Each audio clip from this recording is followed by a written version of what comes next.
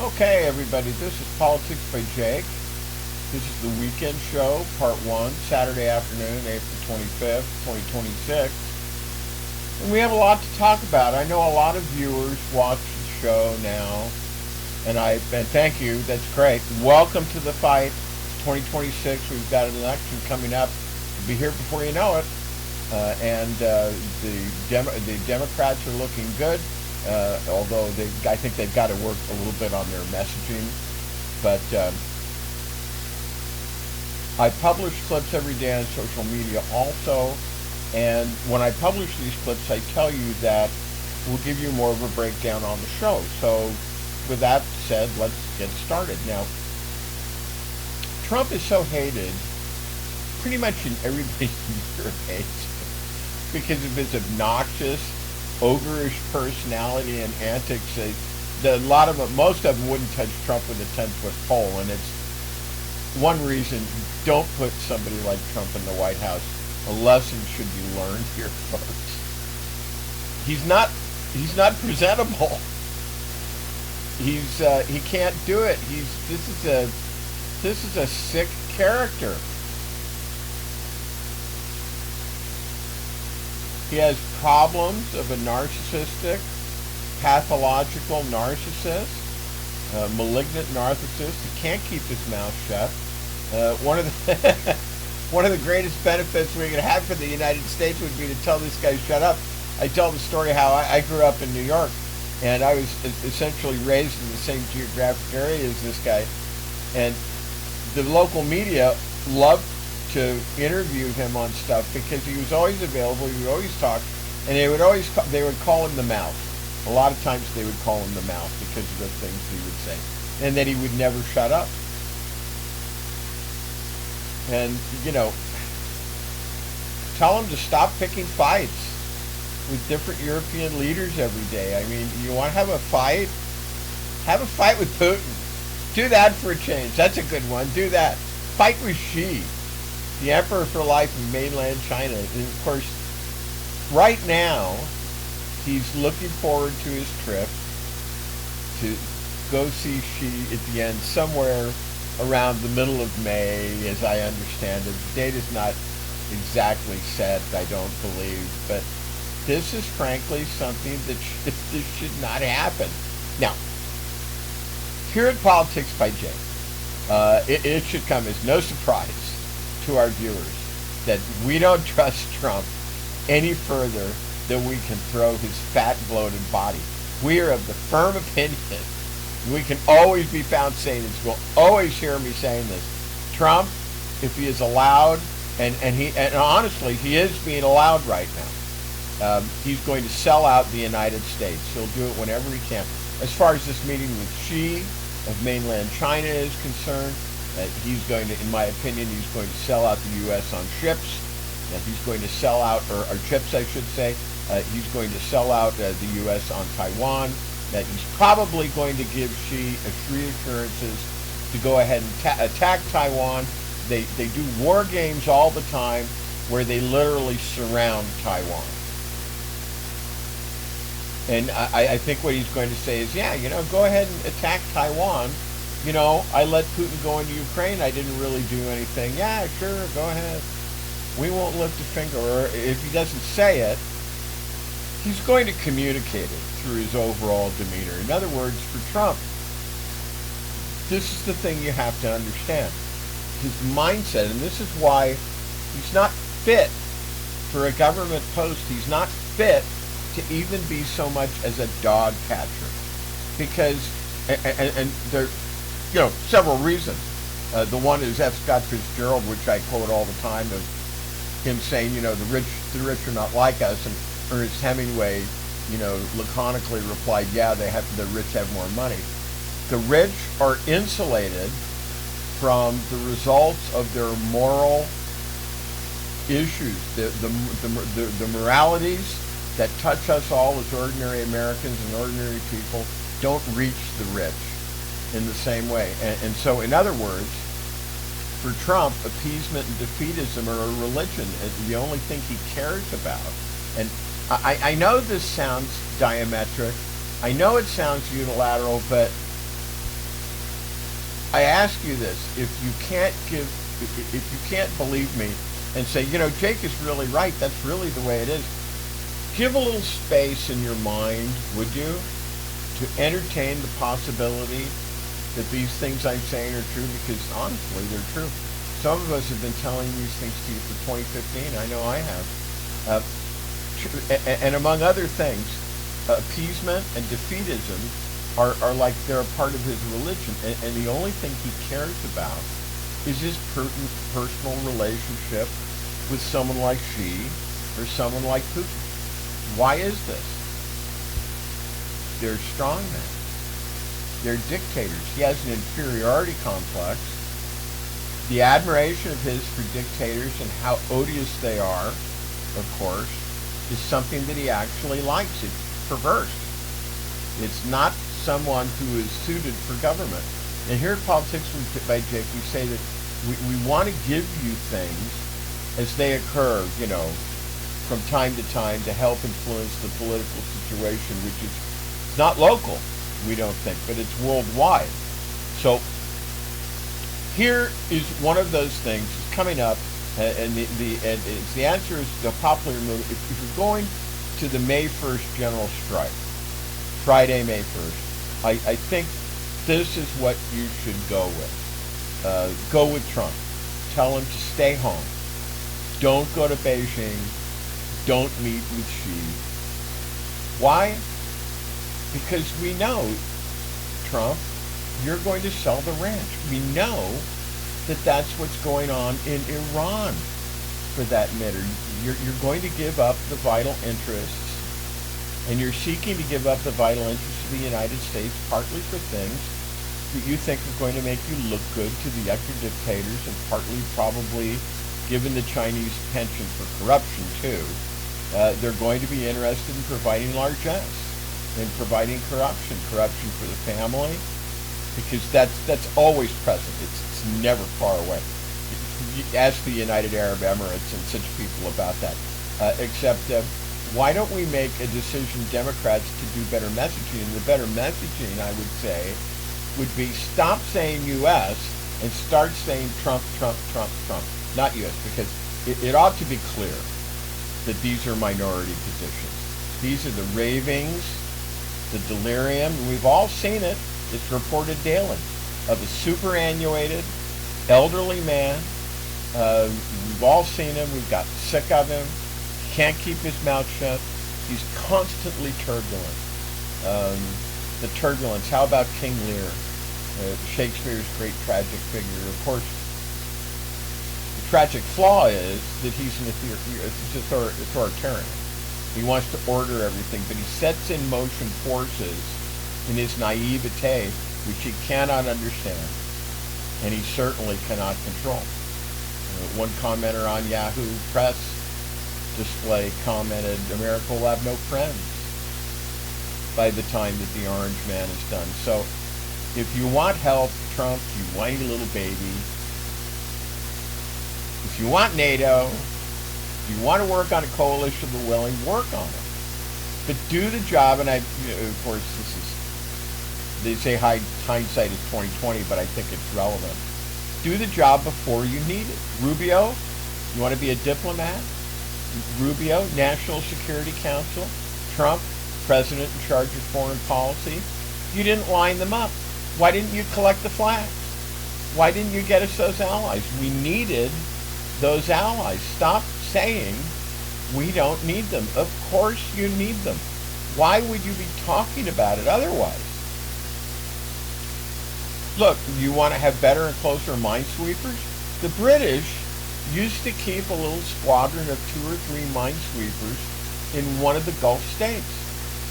So in other words, this is detailed negotiating work. It would have been done. It could have been done low profile. It could have been done over many months, saying, look, in case things go south in Iran, how much could you join in? What would you need from us? And of course, stop the insults in public. So the American people have zero confidence in the negotiator Trump. So he needs to call off his humiliating trip and head for the golf links, and not the golf links, but the golf links, and await his impeachment or the 25th Amendment.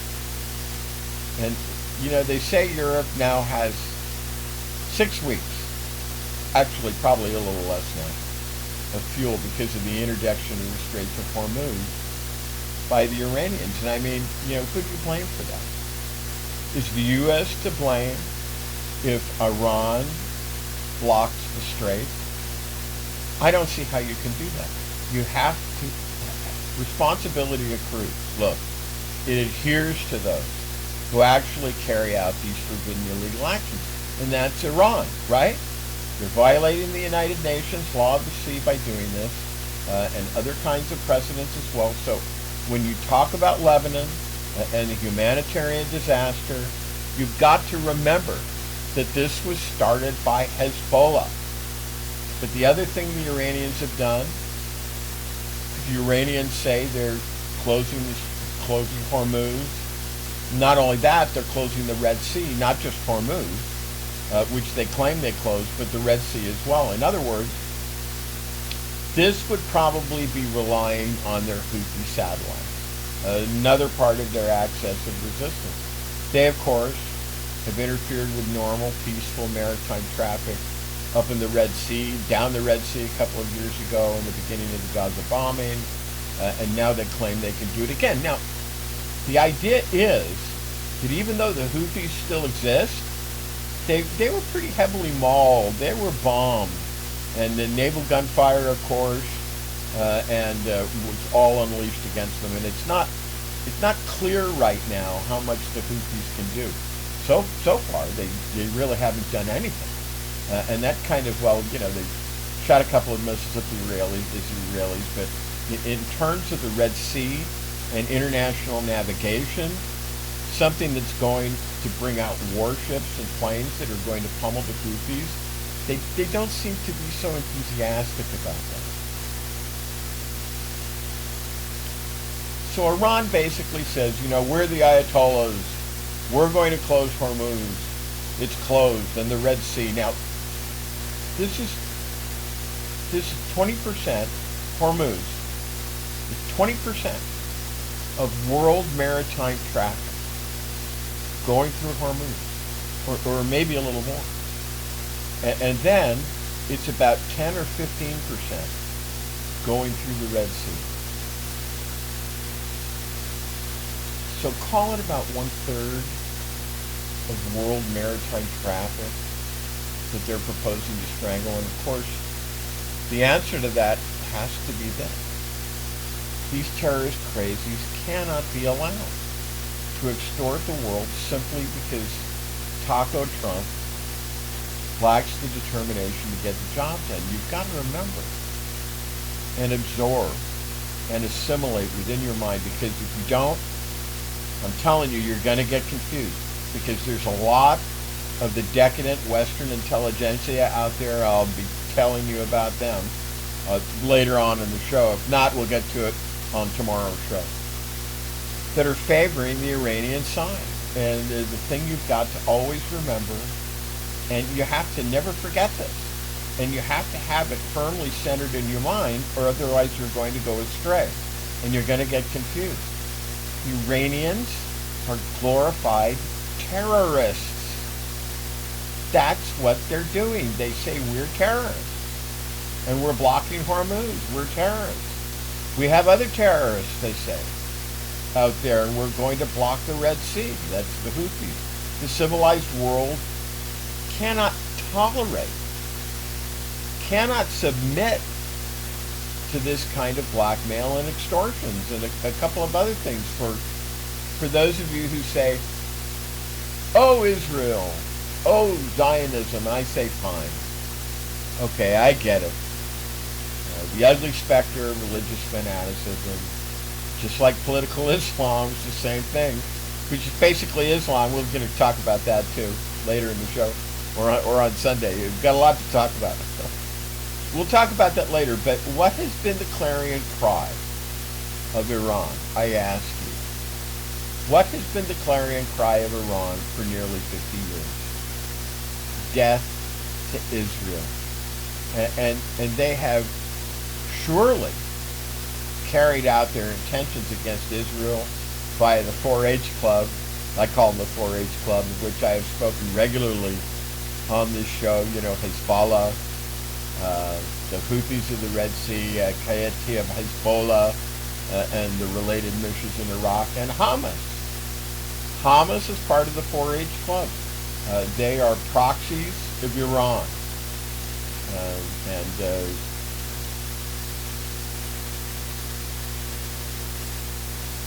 Israel has suffered these continual threats and provocations for half a century now. And what do you think? I mean, come on. If the United States, for example, was subjected to threats like this from Canada, with the Canadians saying death to Israel, or from Mexico saying death to America, or from Mexico saying death to America, what do you think? And maybe they were shooting missiles off every now and then. What do you think?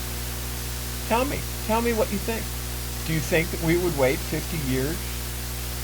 No, we wouldn't wait 50 years. And why? Because it's intolerable. Action would have been taken long before that. So let's not kid ourselves, okay? Iran is a terrorist state. Everything they do is to give them more time to carry out their avowed intentions, which when we hear them utter it, I think we should believe them. I think that we should take them at their word.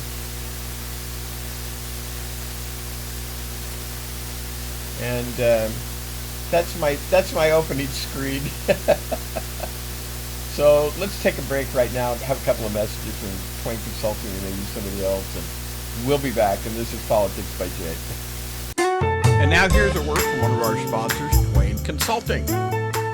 Hi, this is Jake with Twain Consulting. Let's be blunt, shall we? America is litigious. It's unstable, and it's financially weaponized. If your name is on everything you own, you're a sitting duck. At Twain Consulting, we help you vanish legally, ethically, and permanently. From land trusts to layered LLCs, we teach you how to restructure your assets so the predators can't see them and can't touch them.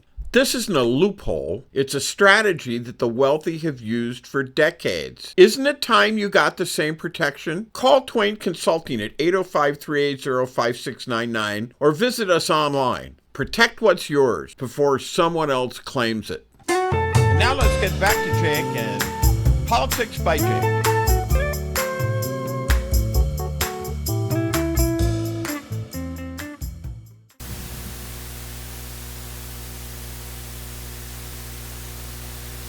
Okay, and this is Politics by Jake, of course, and we are back. Welcome to the Saturday show. As I said at the beginning of the show, the thing we do is we do clips during the week, and we do them on the various social media. You can find them on YouTube. You can find them in a bunch of places. There's Facebook, and they're on Rumble, and they're on Spotify and iHeart. They're all over the place, Spreaker, so on and so forth.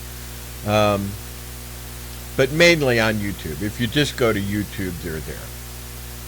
And just add Politics by Jake. And I have the little bugs that run and to show you basically just what that is and help guide you as far as watching the show is concerned and watching the clips are concerned too.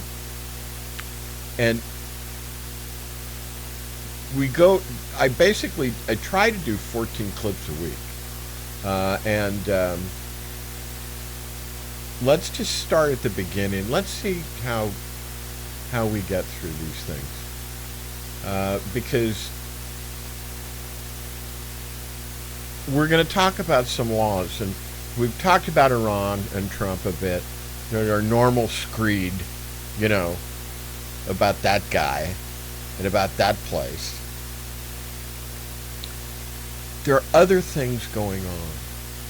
And you need to understand what they are. In Politics by Jake, that's just kind of my job, to bring that stuff to you and to point that stuff out to you, because I don't think you're aware of what's going on. And I believe that the reason why most of you are not aware of what's going on, you would like to know what's going on, is number one, the media is being manipulated, the corrupt, controlled corporate media, as I like to call them, as I never tire of calling them, which has made my job and the jobs of other people in the alternative digital media necessary, because you're not hearing what's going on.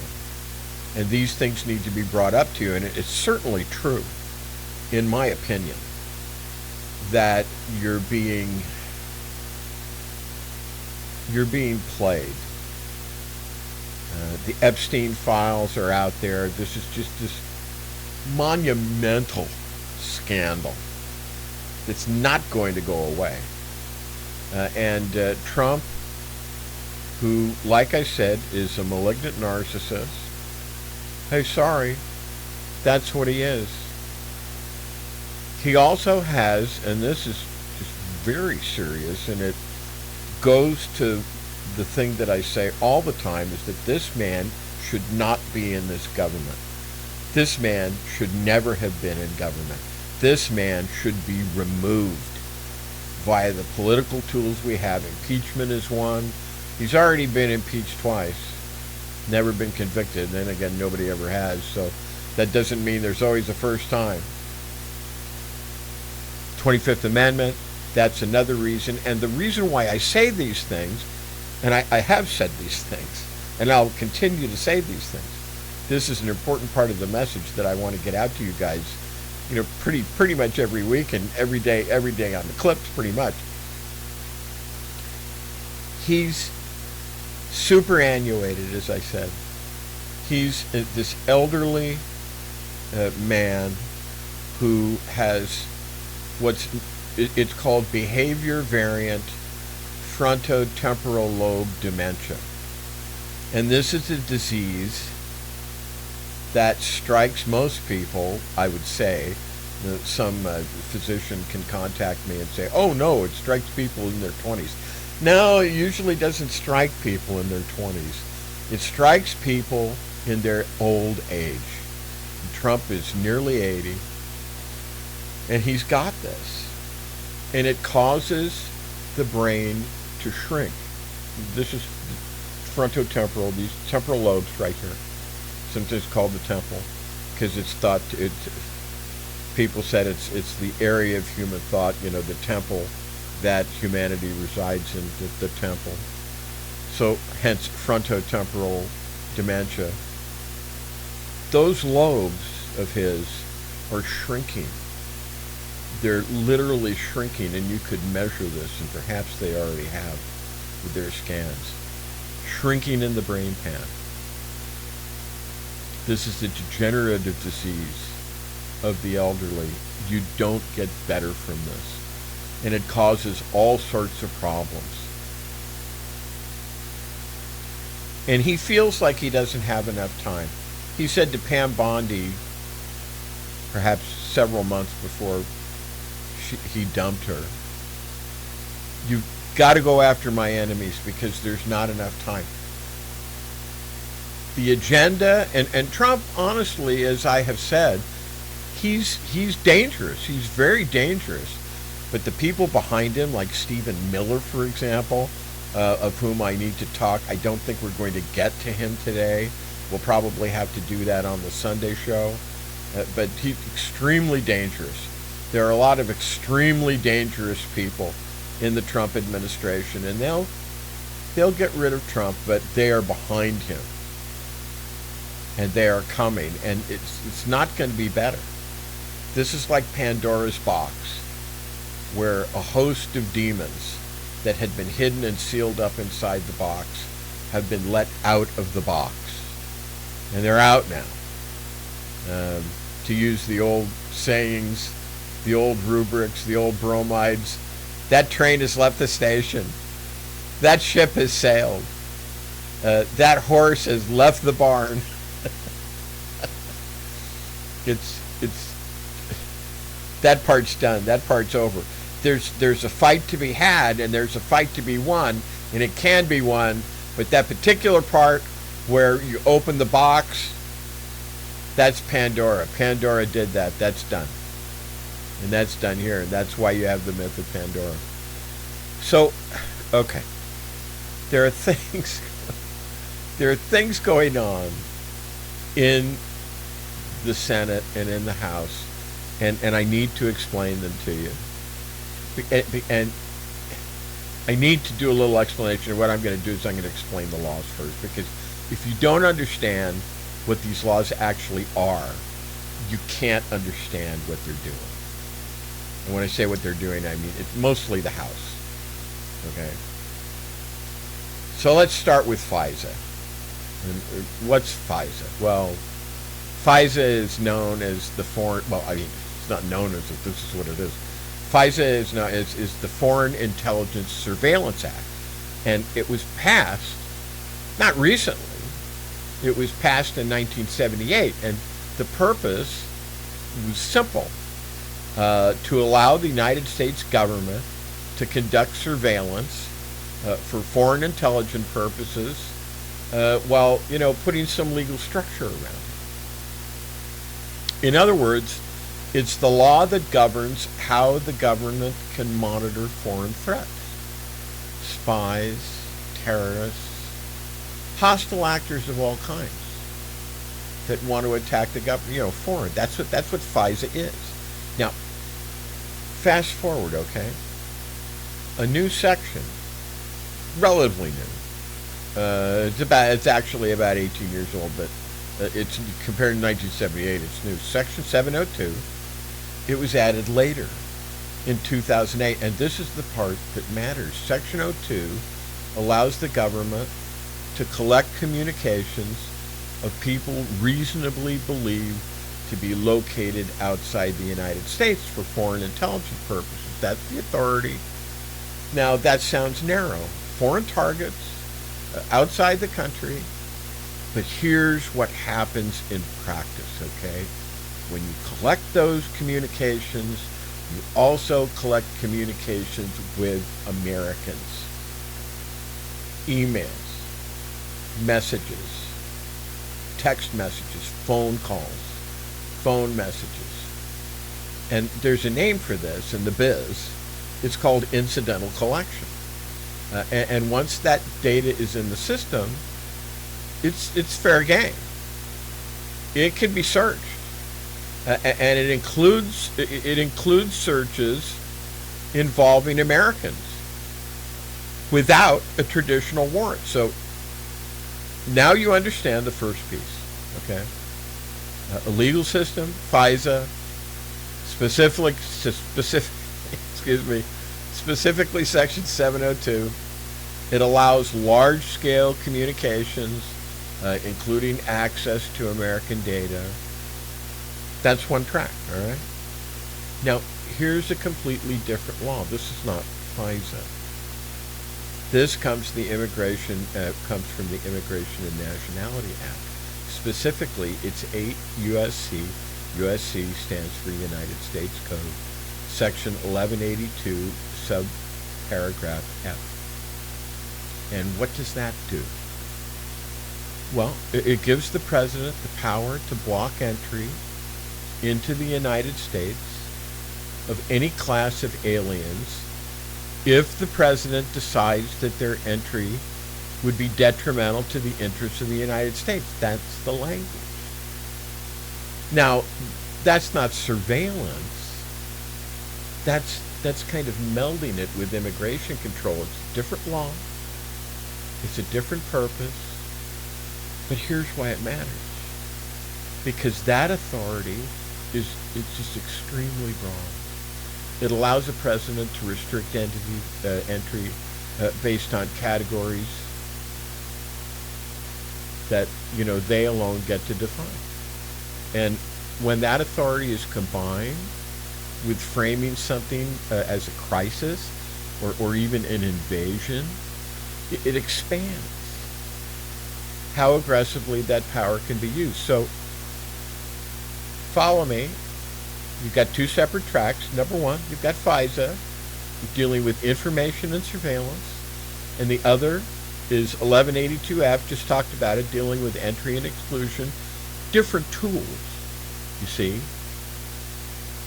Same direction. Now, let's bring in a third piece. House Resolution 8387. This is proposed legislation to amend the immigration laws. And what it does, it takes the next step. It allows immigration consequences, including denial of entry, deportation, and even denaturalization, based on beliefs, affiliations, or advocacy. And that's a key shift, because now you're not just dealing with who you are or where you're from, you see. You're dealing with what you think. Now step back, okay? Let's go over it again. 3 different legal mechanisms now. You have FISA, which is collecting information. You have immigration authority under 1182F, controlling who gets in. And you have House Resolution 8387, which defines consequences based on belief. Not the same law, not the same function, but when you line them up, you see something else. You see a system expanding across 3 fronts: information, authority, and criteria. That's the sequence. And once you see the sequence, you understand the direction. And at this point, let's take another break. Give you guys a chance to absorb all that. This is Politics by Jake. We'll be right back. And now here's a word from one of our sponsors, Twain Consulting.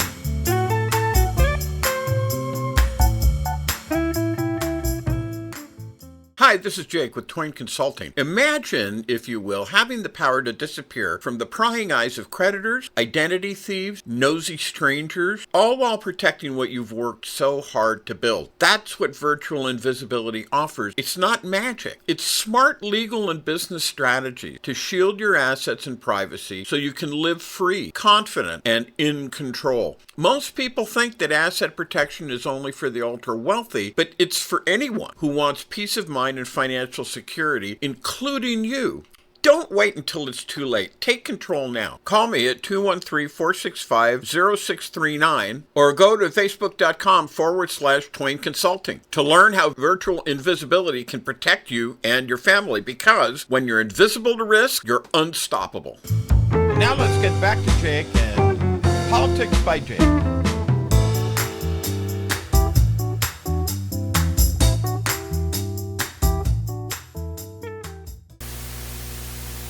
Okay, and this is Politics by Jake, and we are back yet again, and welcome. Now, we were talking about these several laws, and we were talking about how they were not necessarily the same law, but they kind of dovetailed, and they combined to create this system.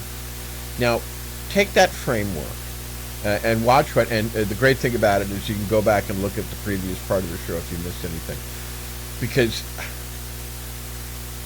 watch what this framework that we just created and I just reported to you, look at how it works in the real world, because this is where it stopped being abstract.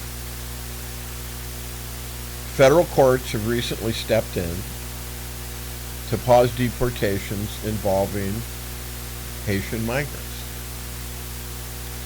allowing them, for the moment at least, to remain in the United States while legal challenges move forward. This is not a final decision. It's a pause. It's a temporary stop. And that matters, because when courts step in like this, what they're really saying is they're saying, slow the heck down. There's another word, but you know. Something here needs to be reviewed, okay? before it moves any further. Now, look at the other side of this. At the same time that the courts are slowing deportations, there are expanding efforts inside the system to revisit something most people think is settled. A recent report details cases involving the use of something called a denaturalization proceeding, where the government seeks to strip citizenship based on alleged fraud in the original process. Now, in principle, denaturalization has always existed. If someone has lied or committed fraud to obtain citizenship, there's a mechanism to revoke it. That's not new. What's different is the scope, the number of cases, the emphasis on enforcement, and how broadly fraud can be described and how it can be defined. What counts as fraud? How far can the definition go? Now, to connect what we've just covered, you start with non-citizens. This is always what you do. That's where every system like this begins. Entry, removal, deportation. That's the first stage. But once the mechanism exists, once the system is built, it doesn't stay there. It moves. It moves from non-citizens to lawful residents, and from there to citizens whose status can be questioned after the fact. So in other words, now you're not just regulating entry, you're actually revisiting belonging. Now step back, okay? And let's look at the pattern. Courts stepping in to slow the system down, and at the same time, the system itself is pushing back and is aggressively pushing to expand its reach. That's not stability. That's tension. That's a superannuated elderly man with frontotemporal lobe dementia thinking that he has enemies and he has to get rid of them because there's not time. We're almost out of time. And when institutions are pulling like this in opposite directions, something is changing. And it's just the same sequence that we just walked through. Authority expands, criteria expands, application expands. And now the question just isn't who gets in, it's who gets to stay, and under what conditions. And once that question is open, where does it stop? Because once citizenship itself is no longer completely settled, you've crossed the line. And we never used to think of these things before, did we? So something has changed, hasn't it? And once that line is crossed, it doesn't easily move back.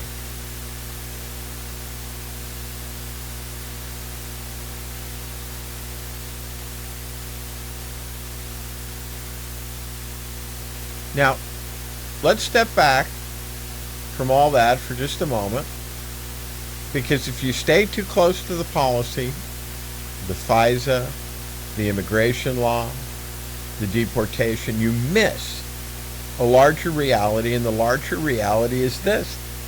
The United States does not just allow immigration, it depends on it. That's not political. That's structural.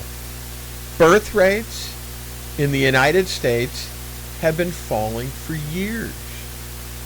Now, I wouldn't exactly say they've been collapsing overnight, but they've been steadily declining, and there is a number. Demographers use it all the time. They call it the replacement rate. Roughly 2.1 children per woman. That's what it takes for a population just to maintain itself over time, okay? The United States is below that. And we're not alone. Look at Japan. Japan has been dealing with this for decades. An aging population, shrinking workforce, entire towns slowly emptying out. They've resisted immigration culturally, and they've paid the price economically. Look at Italy. Look at Germany. Across Europe, it's the same pattern. Fewer births, older populations, strain on pensions, strain on social system. And what has been the response? Immigration. Not because of ideology, but because of necessity. Because if you don't replace population, you just don't lose people.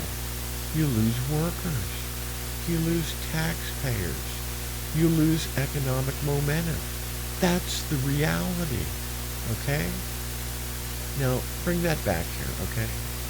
The United States has historically avoided the worst of that problem. And why is that? Immigration. Because of immigration, wave after wave, generation of generation, people coming into the country, working, building, producing, contributing. This is not a side feature of the American system. That pretty much is the system. It's one of the reasons the United States has been able to grow, while other developed countries have stalled. Now, hold all that in your mind, okay? And then look at what we've been talking about. Will you please? Policies tightening, entry restricted, categories narrowed, enforcement expanding, and even the definition of who belongs now being revisited. And there's a contradiction there. It's a serious one, because you cannot, over the long term, depend on immigration and restrict it at the same time without there being consequences. You can't shrink the inflow of people and expect the system to keep functioning the same way. Something gives. Either the economy slows, or the labor force contracts, or the fiscal system, taxes, benefits, support structures, that comes under strain. Now, none of that happens overnight. This isn't a switch. It's a trend. It's a direction. And that's the part that people miss, because it's not a switch. It doesn't happen like that. They argue about immigration as if it's a purely political choice. It isn't. It's an economic reality. And when policy starts moving in one direction, restricting, tightening, narrowing, while the underlying reality is pulling in the opposite direction, needing, depending, requiring, you get tension. And systems under tension don't remain stable. They adjust. Sometimes slowly, sometimes abruptly, but they definitely adjust. So when you hear immigration discussed as if it's optional, as if it's just a matter of preference, understand, will you please, what's really being said. Because what's really being proposed when you hear that is this: that the country can operate without something that it has traditionally depended on for its entire modern history. And that's not a small claim. That's a structural gamble. And like all structural gambles, it has consequences. The only question is when they show up and how severe they are. And this is Politics by Jake. We'll take a break and we'll be back. And now here's a word from one of our sponsors, Twain Consulting. Hi, this is Jake with Twain Consulting. Let's be blunt, shall we? America is litigious. It's unstable, and it's financially weaponized. If your name is on everything you own, you're a sitting duck. At Twain Consulting, we help you vanish legally, ethically, and permanently. From land trusts to layered LLCs, we teach you how to restructure your assets so the predators can't see them and can't touch them. This isn't a loophole. It's a strategy that the wealthy have used for decades. Isn't it time you got the same protection? Call Twain Consulting at 805-380-5699 or visit us online. Protect what's yours before someone else claims it. And now let's get back to Jake and Politics by Jake.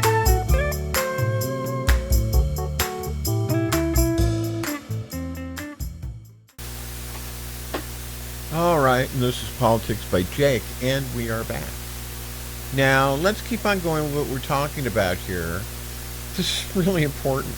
This is what's going on behind your backs in the Congress, more in the House, which is the hot teacup of the process.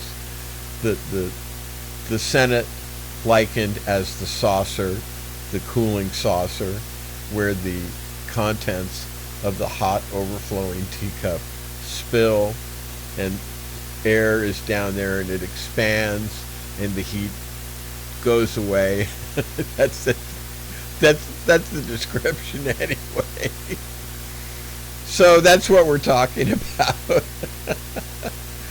Now take the next step, okay? Because once you understand the system, and once you understand how authority expands and how enforcement expands and how even belonging begins to narrow, imagine being told that you can't enter the country, you have to leave the country because of your beliefs. That's not right. Even the most corrupt presidents among us, and I'm thinking of President George W. Bush the Younger, have continually when heckled, and rightly so, because he was terrible. He was the worst until Donald Trump. And, you know, it's not just that. We've had some pretty bad ones. I mean, you know, the Bush family, they were just great at international relations. They were just great because they had absolutely no principles whatsoever, and they could work in that. They could work in that venue. I mean, the father, the elder, George H.W., member of the CIA, or director of the CIA.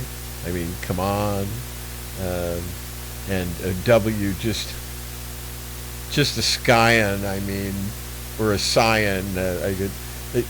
I take it from the Latin. There's a verb, and in Latin it's called scio, S-C-I-O.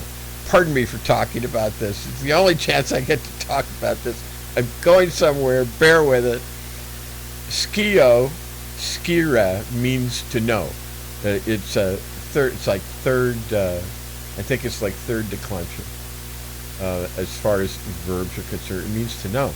A scion has come to mean the progeny of a family, and so he's basically a scion, and he's a dumb butt. One of his saving graces is when he's called out on it, and when people like his security detail say, you know, you want us to, hey boss, do you want us to get rid of this guy with extreme prejudice? No, this is America. We don't do that here. People are entitled to their beliefs, and they're entitled to their freedom of expression. And may I say, God bless America for that. Because that saved us. in so many instances. But when that's challenged, as it's being challenged now, all of a sudden you have to ask a different question. And that question is not just what the government is doing, but how criticism of what it's doing is being treated. And this is where things start to shift in a way that should really make people feel uncomfortable. We're going to talk about that. Now, in recent remarks, Donald Trump has repeatedly described critics of his action as helping the enemy, even using language that moves into the territory of treason and disloyalty. The very same things that George W. Bush, for example, allowed and restrained and withheld those who would muzzle the person expressing those things and speaking those things and saying no. In this country, everyone has the right to their beliefs and has the freedom of expression to express their opinion. And my hat's off to you, George. That's a beautiful thing. But Donald Trump is different. He calls people who does that treasonous. He calls them disloyal. Now, stop there for a moment, okay? Because that's not normal political rhetoric. Presidents get criticized. They always have. They get criticized harshly, relentlessly. That's part of the American system. That's part of how it works, you see? But when criticism itself begins to be framed not as a disagreement, but as something dangerous, something disloyal, something that, aids the enemy, you're no longer arguing policy. You're redefining dissent. And this is what we see happening with this regime. Restructuring what these things mean. Weaponizing freedom of expression against people. And once dissent is reframed that way, not the way George W. Bush, this awful president, allowed in public forums people to stand up and heckle. And not just meaningly off-point pejorative things like, your feet's too big or, something like that. You know what I mean? That's the worst nose I've ever seen on a, you know what I mean? Not that stuff. But he wouldn't do it.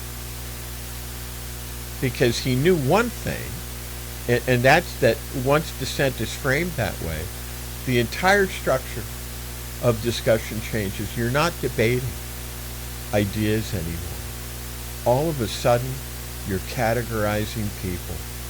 You're dividing them into those who are with you, and, on the side of the country, loyal, and those who are, by implication and inference, against the country itself. Now, connect that back, okay, to everything that we've laid out. You have a system capable, that's right, we're going back to it now. You have a system capable of collecting information at scale. You have authority expanding in how it can be applied. You have proposals that begin to touch now. This is going on now on beliefs and affiliations. And now you have rhetoric from the executive that treats criticism itself as something suspect, not merely as disloyal, but treason. And the definition of treason is levying war against the United States or giving aid and support to its enemies. Treason. That's not four separate developments. That's a pattern. And the pattern is not complicated. First, you expand capability, then you expand authority, then you expand the criteria, and finally, you begin to change how opposition is viewed, not as part of the system, but as part of a problem that you propose to fix. Now, historically, that's a dangerous shift, because once opposition itself is treated as something illegitimate, the pressure to limit it increases, not all at once, not formally, at least not at first, but incrementally, socially, politically, institutionally. And this is where people tend to reassure themselves. They say, well, this is just talk. That's just rhetoric. He doesn't really mean it. It's just politics. But rhetoric does something. And like I said about Iran, when they say death to America, when they say death to Israel, and when they shoot missiles at you, maybe it's time to open your eyes and say, hey, these guys want to block a third of world commerce in the oceans. They want to block freedom of navigation, 33%, the Red Sea and the Strait of Hormuz. When they do that, when they say that, and when Donald Trump says it's treason, maybe it's time to pay attention to that. Maybe it's time to take those people at their word. See, rhetoric does something. It sets the frame. It tells people how to interpret what they're seeing. And when the frame changes, the system tends to follow. So when you hear language that moves in that direction, that treats criticism not as a part of a functioning system, which up to now it definitely has been, but as something disloyal, as something traitorous, treasonous, understand, please, what that signals. Don't look at it just as personal opinion that doesn't have an impact, because this is the President of the United States.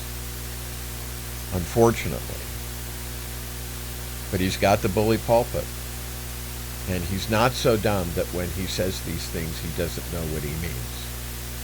And doesn't know that he's trying to convey something. So once you put it in that context, it stops sounding like a one-off remark, or a two-off remark, or a 3 or a 5 or a 10-off remark. And it starts looking like part of a sequence. And once you see that sequence, you're back to the same question. Not whether any one piece is justified, but where's the whole thing going? And this is Politics by Jay.